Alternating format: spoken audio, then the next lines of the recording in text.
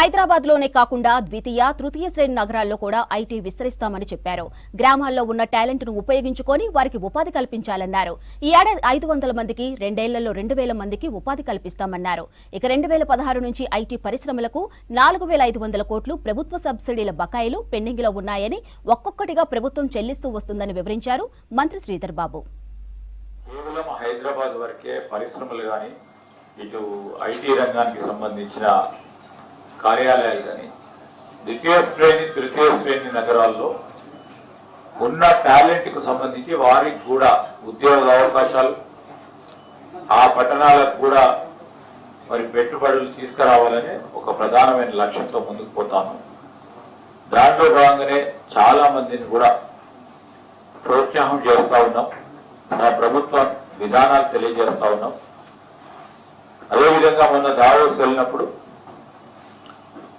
Tear 2, tear 3 సిటీకి సంబంధించి అక్కడ ఉన్న మౌలిక సదుపాయాల విషయంలో కానీ అక్కడ ఉన్న ఇన్ఫ్రాస్ట్రక్చర్ కానీ చాలా మందికి కూడా ప్రభుత్వం తరఫున ముఖ్యమంత్రి గారు కానీ మేము కానీ మా అధికారులు కానీ మరి తెలియజేసే ప్రయత్నం చేశాం. రాబోయే కాలంలో మేము ఆశిస్తా ఉన్నాం. చిన్న పరిశ్రమలో, మధ్యతర పరిశ్రమలో ఐటీ రంగానికి సంబంధించి బేస్ ఎక్కడైతే వీరికి ఉదాహరణకి వారికి నెక్స్ట్ లెవెల్ ఆఫ్ వారి టెక్నాలజికల్ ఎక్స్పర్టీస్, ప్రత్యేకించి ఈరోజు ఎస్సీ ఎస్టీకి సంబంధించిన చిన్న పారిశ్రామిక సోదరులకి దాదాపు 8-9 సంవత్సరాలు వేచి చూస్తున్న వారికి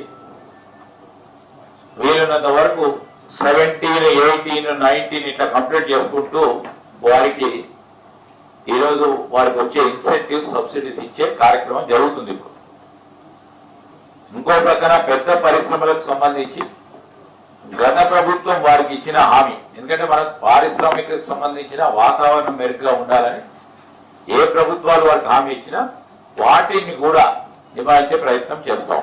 తప్పకుండా చేస్తాం, వెళ్ళనే చేస్తాం. 4500 కోట్లు, ఒకటి కాదు రెండు కాదు.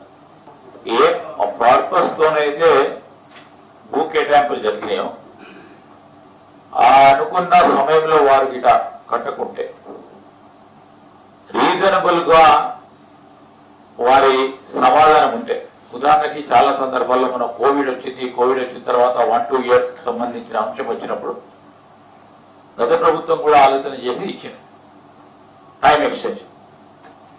నిజంగానే మా డిపార్ట్మెంట్ తరఫున, మా కార్పొరేషన్ తరఫున, లేకుంటే నిజంగానే వారికి పరిశ్రమకు సంబంధించిన ఇబ్బంది స్పష్టంగా చాలా రీజనబుల్ గా ఉంటే మా టీజీఐఐసికి సంబంధించిన కార్పొరేషన్ అధికారులు కానీ ఆ